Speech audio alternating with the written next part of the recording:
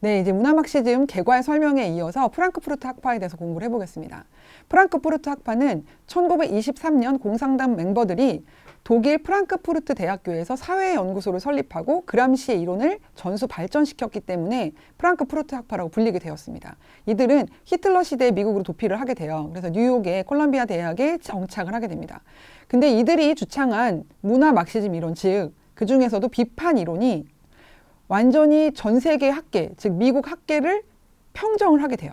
그래서 이때부터 미국 예외주의와 개인의 자유민주주의의 근본 이 가치들이 파괴되기 시작합니다. 미국 예외주의는 설명하자면 밤을 새야 되니까 여러분 찾아보세요. 미국 예외주의는 미국 보수주의의 굉장히 중요한 근본이 되는 개념입니다. 미국 예외주의가 무너졌기 때문에 지금 미국이 영광을 잃어버리고 있다고 해도 과언이 아닌 상황인 거죠. 자, 이 프랑크푸르트 학파 학자들은 중요한 사람들만 제가 썼어요. 앞에가 1세대고 뒤에가 2세대라고 불리는데요. 호르카이머, 아도르노, 마르크제. 마르크제는 이들이 다 나중에 독일로 돌아가거든요. 근데 마르크제는 독일로 돌아가자고 미국에 남습니다. 그리고 2세대가 라이프롬, 그리고 빌헬리크 이런 사람들이 있습니다. 자, 여기서 호르카이머와 아도르노가 같이 쓴 계몽의 변증법이라는 책이 있는데 그 두 번째 챕터에 다룬 것이 문화산업론이에요. 그것이 바로 현대의 문화 미디어를 설명해주는 아주 중요한 이론입니다. 그래서 그 아도르노가 대표적인 학자입니다. 자, 그래서 호르카이머도 보도록 하겠습니다. 호르카이머는 이론 내부의 정합성, 기술의 유효성에만 관심을 갖는 전통적 이론을 비판하고 비판 이론을 주장합니다. 이 앞의 내용은 어렵죠. 어려운 말보다 여러분이 기억해야 돼요. 비판 이론이에요. 비판 이론이라는 건 뭐냐면 마르크스주의적 관점에서 기존의 모든 이론을 비판하는 거예요. 자, 서구 사회라 그랬죠, 아까. 서구 사회에서는 기독교 문화, 가정, 민족과 국가, 우리가 전통적으로 중요하는 자유민주주의, 시장경제 이런 기본적인 것들이 지배 문화 헤게모니였죠. 지배 이데올로기자 문화 헤게모니였죠. 그러니까 그 헤게모니를 뺏어오기 위해서 진지전하자 그랬죠. 그러기 위해서 어떻게 해야 돼요? 학문적으로 논리적으로 비판해야죠. 그죠? 기존 게 틀렸다라고 주장하면서 자기들의 사회주의 이론이 맞다고 주장해야겠죠. 그래서 이 비판 이론을 여러분 다 논술학원 다녀봤죠. 대학 가기 전에. 그렇죠? 논술학원 다닐 때 뭘 배우죠? 비판적 사고. 그렇죠? 비판적 사고 중요하다고 배우죠. 근데 여러분이 배웠던 비판적 사고는 합리적인 근거에 의해서 우리가 논거를 가지고 생각하라는 과학적 사고를 하라는 그런 의미의 비판적 사고가 아닌 거예요. 비판적 사고, 비판 이론은 뭐냐면 이들이 말하는 비판 이론은 뭐냐면 마르크스주의적 관점에서 비판을 하라는 거예요. 이해하시죠? 그래서 사회 경제적 구조, 심리적인 발달, 그리고 문화 영역에서의 변화와 연관성을 이렇게 해명하려고 합니다. 이것이 바로 계몽의 변증법의 주요한 내용이고요. 계몽의 변증법에서 문화산업을 다루고 있는데 문화산업론은 좀 이따 다시 다루도록 하겠습니다. 자, 아도르노가 굉장히 중요한 사람이에요. 이 프랑크푸르트 학파의 대표적인 이론이 비판 이론인데 그 비판 이론을 다들 이렇게 발전을 시켰고 여기서 중요한 거는 뭐냐면 기존의 변증법이 아니라 부정적 변증법이라는 걸 주장해요. 아도르노는. 왜 부정적일까요? 네, 다 비판을 해가지고 기존의 모든 것들을 다 깨부시고 사회주의 이론을 가야 되기 때문에 변증법 자체도 부정적 변증법이라고 해서 이 사람은 더 비판을 하게 됩니다. 그래서 사회, 문화, 과학, 연구의 인간 소외 또 물상화 등을 예리하게 비판하면서 또 이런 틈을 파고드는 거죠. 그래서 비판할 만한 것들을 비판하지 근거 없는 걸 비판하지 않아. 그럼 아무도 동의하지 않을 테니까. 그리고 아도르노가 굉장히 예술적인 사람이었어요. 굉장히 예술적인 사람이고 이 사람은 어떤 거를 깊이 고민했냐면 왜 자본주의는 내재적 모순에도 불구하고 번창을 할까? 자본주의가 왜 망하지 않을까? 이게 너무 궁금한 거예요, 이 사람은. 그래서 자본주의가 왜 망하지 않는가를 깊이 연구를 하다 보니까 이런 문화산업론까지 발전을 하게 되는 거예요. 이론으로 보면 되게 어렵지만 제가 지금 최대한 쉽게 설명하고 있어요, 여러분. 그래서 우리가 추구하는 얇고 넓은 지식, 그러니까 키워드 중심으로 그래도 개념을 가지고 있으면 깊이 내용을 보고 책을 보다 보면 여러분들이 이해할 수 있을 거예요. 그래서 초기 마르크스 이론과 해겔 철학을 부정의 철학으로 평가하면서 더 발전시켜야 된다고 주장했던 게 또 마르크스예요. 왜냐하면 초기 마르크스 이론, 해겔부터 해서 마르크스가 나오죠. 해겔과 마르크스 이론의 내재적 모순이 있기 때문에 이게 1차 세계대전을 보니까 작동하지 않았다. 그래서 우리는 문화 막시즘을 주장해야 된다고 했죠. 그래서 이들은 초기 마르크스 이론도 부정의 철학이라고 비판을 해요. 그러면서 이게 비판 이론이라는 것을 정립을 하게 되는 거예요. 근데 이게 굉장히 학문적으로 이 사람들이 초천재급이어가지고 학문적인 근거가 있는 것처럼 사실은 궤변이지만 궤변을 너무 그럴듯하게 하다 보니까 학계를 평정을 하게 됩니다. 그래서 이 포스트 모더니즘과 이 비판 이론이 현대 모든 학문의 기초라고 생각하시면 돼요. 그래서 마르크제는 또 심리적인 거에 굉장히 관심이 많았어요. 그래서 이 사람은 프로이드적인 문화 시장 구조의 분석 방법을 바탕으로 나치의 권위주의를 사회 심리학적으로 연구를 했어요. 그러니까 얼마나 이게 연구가 그때 당시에 각광을 받았겠어요. 히틀러를 피해 도망갔잖아요. 그죠? 히틀러를 피해서 도망갔고 전 세계가 나치를 비판하는 과정 가운데서 이 사람이 마르크스주의를 기본으로 한 비판 이론이라는 걸 바탕으로 해서 또 거기에 아까 봤죠. 우리 마르크스랑 프로이드가 합쳐가지고 문화 막심 나오죠. 프로이드의 심리학적인 분석 방법을 바탕으로 해서 문화 시장 구조라는 걸 분석을 하는 거예요. 즉 문화 막시즘을 이들은 주장을 하니까. 그래서 바로 문화 산업론까지 발전을 시키게 되는 거예요. 그래서 마르크제는 죽을 때까지 미국에 살아서 미국 학계에 어마어마한 영향력을 미쳐요. 우리나라 교수님이 왜 이러냐? 다 이때 유학 가서 그래요.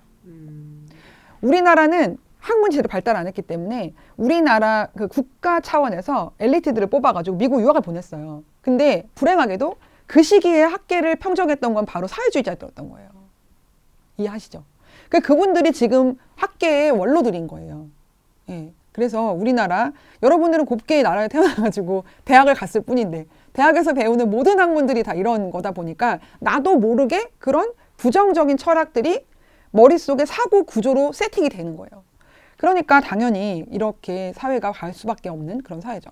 그래서 우리의 생각의 주도권을 내가 가지려면 내 사고차기가 잘못된 세뇌 교육을 받았다는 걸 인지하고 정말로 이때 우리가 비판적 사고를 할 필요가 있는 거죠. 이들이 말하는 비판적 사고를 받아들여서 나도 모르게 내가 굉장히 똑똑한 것 같은 착각, 비판적 사고를 하는 착각에 느끼지만 사실은 그들이 세팅해놓은 대로 생각하고 있거든요. 여러분들이.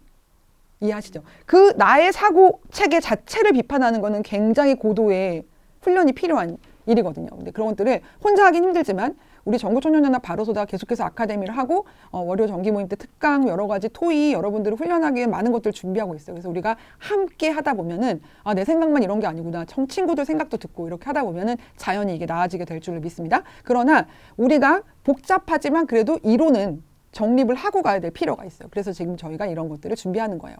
프랑크푸르트 학파의 특징적인 게 뭐냐면 이게 바로 사회주의적인 이념의 특징인데요. 아무리 문화로 포장을 하고 그럴듯한 세련된 모양을 취해도 이들의 그 사회주의적 요소는 절대로 없어지진 않아요. 그래서 모든 가치가 사회나 국가로부터 나온다고 생각해요. 우리는 어떠죠? 개인으로부터 나오는 거예요. 예. 우리 헌법에 보장된 그 기본권, 자유권은요, 다 개인을 기준으로 하는 거예요. 개인을 억압하고 공동체 물론 중요하죠. 그러나 개인을 억압하고 사회나 국가가 개인보다 우선하다고 하는 것 자체가 절대로 자유민주주의적 이념이 아니에요. 그래서 여러분이 그것을 잘 아셔야 되는데 얘네들이 또 얼마나 무섭냐면 보세요. 개인과 함께 문화와 함께 시작해야 된다고 생각해요. 그렇게 주장을 했어요. 그리고 그렇게 했어요. 왜냐하면 개인의 자유와 존엄을 바탕으로 한 자유민주주의 사회였잖아요. 유럽 사회가. 그러니까 사회민주주의, 공산주의 얘기해봤자 동의를 못 얻죠. 그죠? 국민들의 동의를 얻을 수가 없죠. 그러니까 시작을 어디부터 개인과 함께 하는 거예요. 개인이 중요하다고 얘기를 해. 근데 그게 본심이야? 아니야. 문화로 세련된 옷을 입고 시작을 해. 그러나 그게 본심이 아니죠. 그래서 최종적 행동으로 목표하는 게 뭐냐? 그들이 원하는 혁명이 뭐냐? 정치 구조를 바꾸는 거예요. 개인과 함께 문화와 함께 시작해서 최종적으로 정치 구조를 바꾸는 것으로 혁명을 완성해야 된다. 즉 지금은 물리적인 폭력은 투쟁의 수단일 뿐 이들이 정말로 원하는 건 정치 구조를 바꾸는 거라는 거.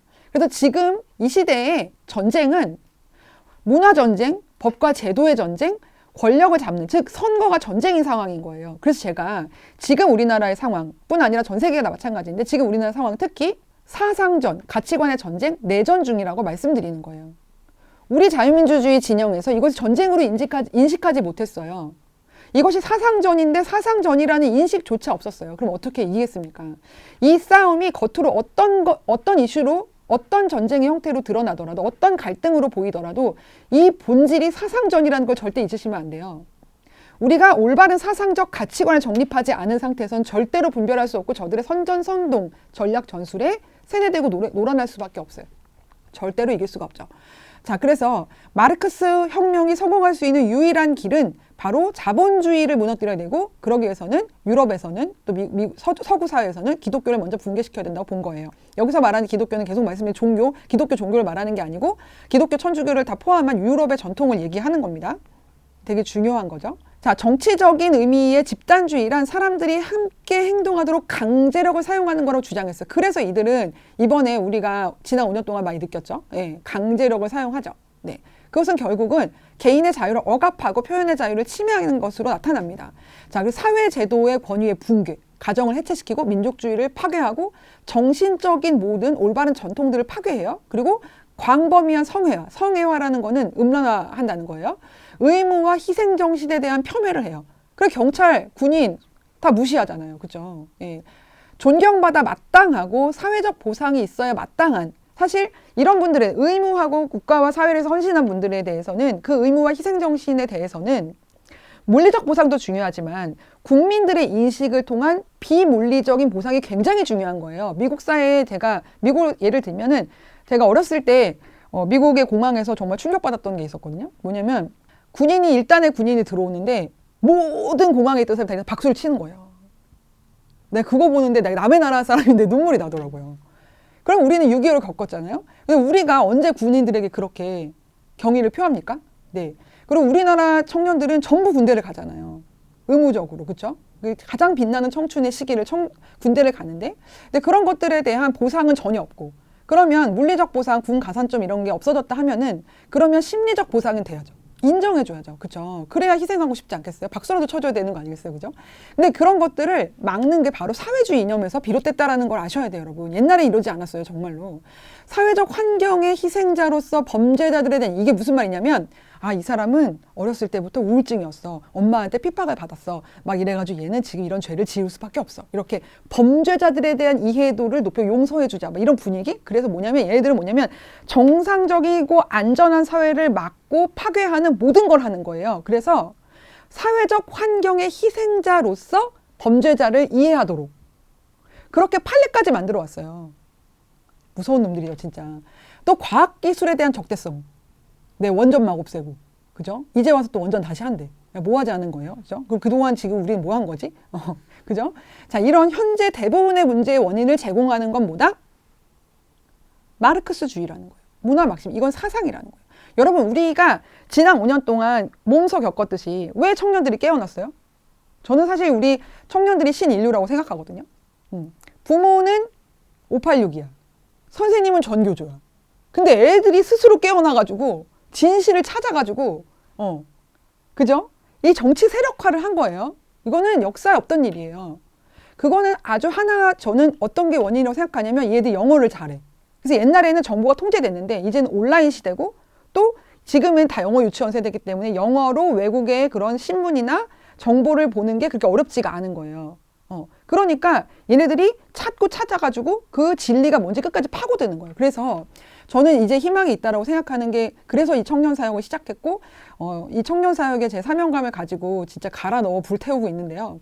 여러분들이 바로 이러한 원리만 이해하면 저는 충분히 우리나라가 다시 진짜 10년만 버텨서 지금 2030 세대 여러분들이 4050만 될 수 있으면 그때까지만 안 망하고 버티면 우리나라는 다시 번영할 것이다 라고 저는 확신합니다.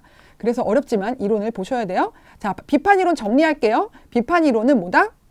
전통적 가치관과 기준에 대해서 마르크스주의, 막시즘적 관점에서 이의를 제기하는 거다. 이게 비판 이론이다라는 거 아셔야 돼요. 그래서 뭐냐면 자본주의 체계, 기독교 문명, 그리고 가정, 전통적 가치관에 대해서 부정적 비판을 쏟아냄으로써 젊은이들을 세뇌시키려고 했어요. 그래서 나온 게 68혁명 이후에 무슨 미국에서 히피 문화, 반전운동 이런 거. 그때 얘는 타당한 걸 다 파고들어요. 그때 그 전쟁에 얼마나 사람들이 지쳐 있었어요. 그러니까 반전운동을 통해서 사람들의 마음이 드는 반전운동을 통해서 사회주의를 심는 거예요. 예를 들면 옛날에 우루과이 라운드 쌀 투쟁. 그럼 농민들과 함께 해.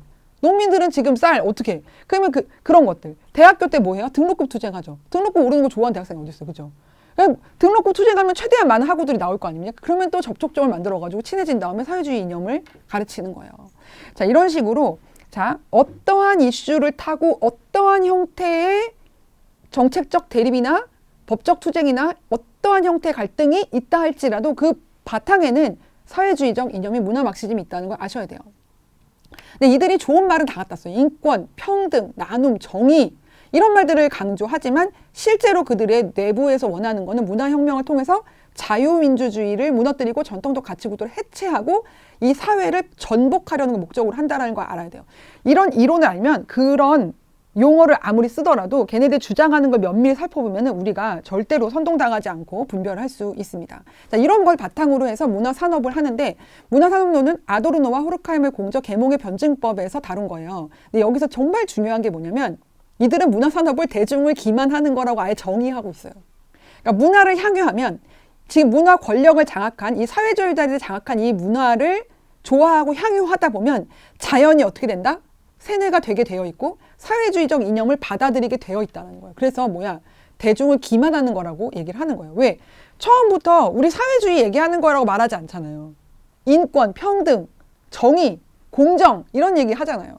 근데 그 내용은 사회주의적인 건데 그거를 문화로 풀기 때문에 우리가 받아들일 수밖에 없고 그게 그런 건 줄도 모르고 자발적으로 대중이 자발적으로 그 문화를 참여하게끔 그래서 이걸 문화산업이라는 용어를 썼는데 왜 그러냐면 이 문화가 산업화되게 되면 사회 엘리트들의 계획에 의해서 대중의식을 조작하는 게 가능하다고 주장했던 거고 실제로 그렇게 된 거예요. 그러니까 즉 진지로는 뭐냐 문화예술 분야 또 학계나 지식 분야에서 엘리트들을 집어넣어요. 그래서 엘리트들이 주도권을 장악해서 산업화해서 학문도 산업화됐죠. 지금 문화도 산업화됐죠. 그래서 이 엘리트들이 아니고는 이 산업을 주도할 수 없죠. 내가 노래 만들면 멜론에서 1등 해요? 아니잖아요. 이미 산업화된 거잖아요. 무슨 말인지 이해하시죠? 내가 책을 내면 무조건 베스트셀러 돼요? 아무리 내용이 좋아도 산업적 구조로 PR을 하고 마케팅을 하지 않으면 내가 아무리 좋은 컨텐츠를 만들어도 그 컨텐츠가 대중에게 노출될 수가 없어요. 그렇죠? 그러니까 즉 그게 모두 산업화됐다는 거죠. 내가 혼자 아무리 개발해서 핸드폰 만들면 그게 전 세계를 지배합니까? 그렇죠? 삼성하고 애플밖에 못하는 거죠. 이게 산업화됐다는 뜻이에요. 산업화됐다는 뜻은 뭐냐면 사회 엘리트들이 대중의식을 조작하는 것이 이미 끝났다라고 보는 거예요. 그래서 지배계층은 문화를 기획 생산하는 문화 권력이고 여기서 아주 중요한 개념이 나와요. 문화 막시즘의 근본이 이건 거예요. 정치혁명보다 문화혁명이 먼저 가야 된다는 건 뭐냐면 정치 지배를 먼저 하면 안 되고 문화 지배를 먼저 하고 그래서 대중의식이 동일하게 균일하게 어느 정도 됐을 때 여론이 조성이 됐을 때 정치 지배로 와야 된다. 즉 문화 전쟁을 먼저 하고 나서 법과 제도의 전쟁으로 와야 된다는 거예요. 대중은 문화를 직접 생산할 수도 없고 심지어 그 의미를 알고 분석할 수도 없어요. 이거는 자본과 정치의 힘을 통해서 생산되고 복제되고 전파돼요. 대중은 그 역할을 할 수 없는 거예요. 그래서 문화산업을 장악하면서 실제로 뭐까지 하냐면 대중의 영화 시간까지 통제해요. 사용자 친화적인 문화를 통해서 대중의 지배 올로기를 자발적이고 적극적으로 받아들이게 만드는 이 문화산업은 사회화의 기제가 돼버렸어요. 사회화의 기제. 어떤 건지 아시죠? 이 사회화는 어떤 사회였어요? 사회주의 이념을 바탕으로 한 사회화인 것이죠. 이해하시죠? 지금 여러분이 사회화된 거예요. 사회주의에 의해서. 유흥적 매체를 통해서 대중들에게 무의식의 이 지배 이데올로기, 사회주의적 이데올로기를 주입해서 획일화된 사회를 만드는 게 목표인 거예요. 그래서 문화산업은 전체주의적인 사회주의 사회로 가기 위한 가장 강력한 도구로서 기능하게 되는 것입니다. 자, 이런 문화 막시즘의 영향을 받은 현대의 사조를 정리하면 포스트 모더니즘, 페미니즘, 젠더 이데올로기, 다문화주의가 있는데 이것은 이후에 우리 문화 비평을 할 때 조금 더 자세히 설명을 하도록 하겠습니다. 3강으로 넘어가도록 하겠습니다.